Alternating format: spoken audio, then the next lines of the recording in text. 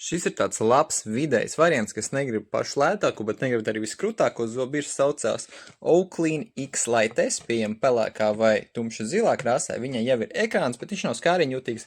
Tā ekrānā pēc zobu tīrīšanas, kā šeit ir iezīmēts, viņa parāda žokli, 4 zonas, un oranžā krāsā atzīmēs to zonu, ko viņi uzskata, kas nav pienācīgi labi notīrīta, un vēl beigās iedos rezultātu, cik tad labi vai slikti tie zobi ir iztīrīti, un viņai ir forši jau ceļiem futlārs, iekšēji viena mājas galviņa, un viņu uzlādēt tāpēc kā mobilo telefonu, tur apakšēji vāciņš ar USB-C kabeli, uzlādē kabelis, protams, arī ir līdz, un vēl labāk ir tas, ka mums šobrīd tieši šim modelim ir arī akcija, ka vēl piemaksājot klāt, sanāk 6 vai 7 eiro kaut kādus, mēs pieliksim klāt nevis vienu šādu iepakojumu, bet 2 iepakojumus, katrai iepakojumā 2 uzglīši.